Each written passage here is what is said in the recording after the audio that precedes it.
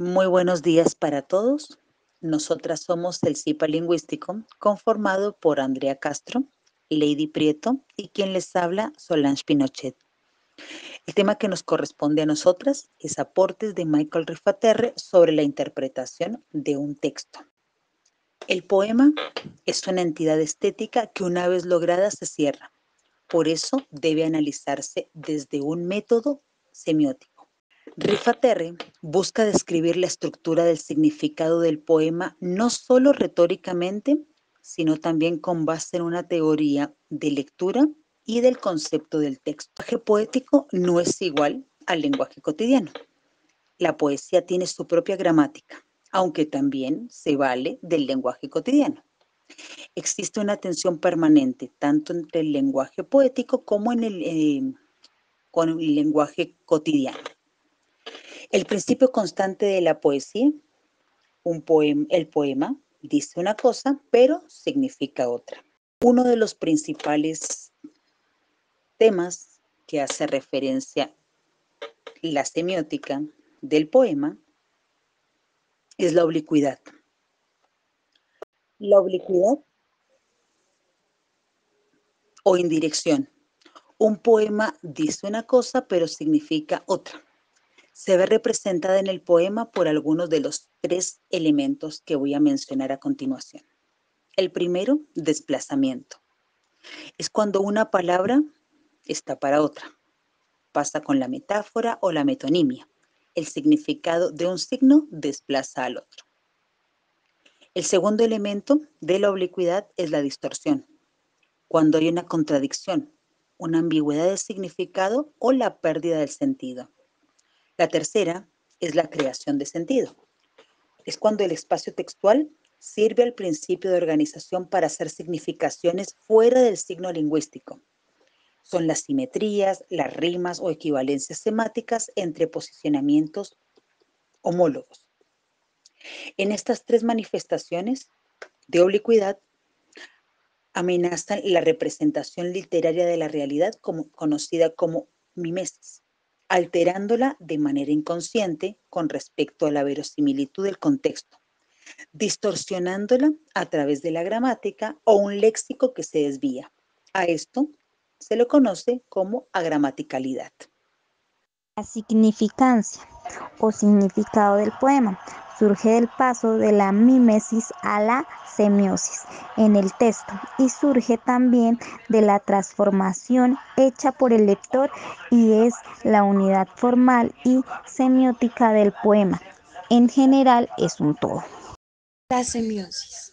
Esta es un grupo de ideas que van a llegar a un significado. Es decir, es la transición que se da desde la mímesis hasta la significancia.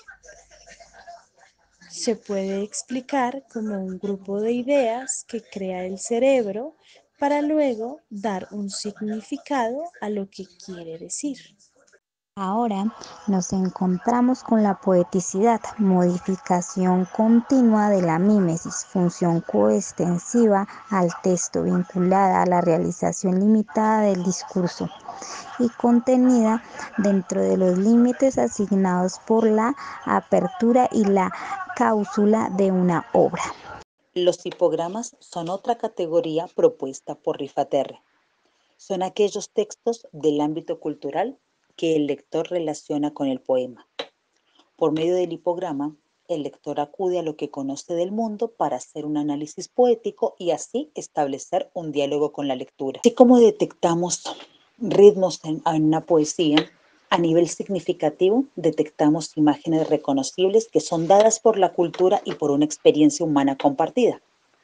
Estas imágenes se denominan hipogramas, ya que subyacen las palabras. Generalmente, estos hipogramas tienen una existencia literaria importante. Por ejemplo, son importantes el beso. Bebo en tu boca por muchos, brindo en tu boca por tantos. La Eucaristía.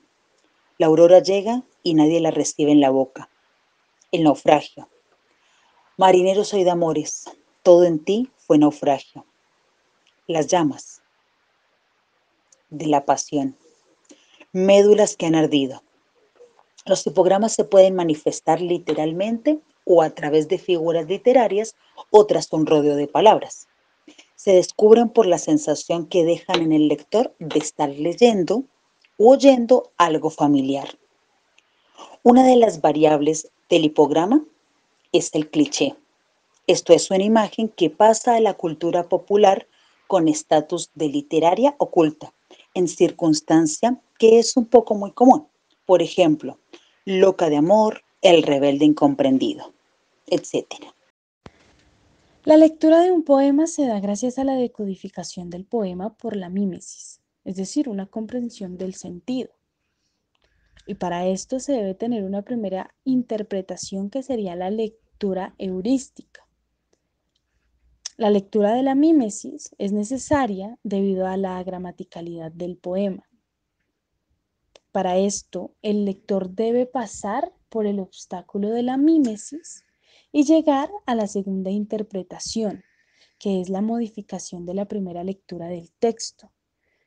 Esta es la lectura hermenéutica, que se debe hacer como una actividad interpretativa. La decodificación debe ser estructural, ya que el texto es una variación o una modulación de una sola estructura y se da una relación con una estructura única que constituye la significancia. Es decir, el lector llega a la significancia del poema porque el significante nace de la transformación hecha por él. Hablando del lenguaje, decimos que altera la realidad, ya que el código de un poema es simbólico y la unidad textual nos remite a un significado subyacente derivado de una palabra clave. Yéndonos a un signo, hablamos de la relación con algo diferente. Este es un significante solo porque puede ser traducido en otra red semántica, es decir, un idioma.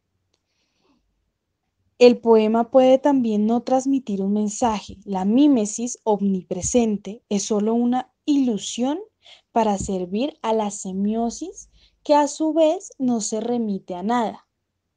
Caso extremo que se muestra en la poesía es sobre todo un juego. El poema, en tanto a una unidad cerrada, es como una característica que tiene como resultado la sobredeterminación. Cuanto más agramatical es el texto, más motiva el lenguaje. Y debemos tener en cuenta, para finalizar, que hay tres funciones de sobredeterminación: hacer posible la mímesis, hacer que el discurso literario sea ejemplar y compensar por características, es decir, que una función sea específica de la poesía. Agradecidas con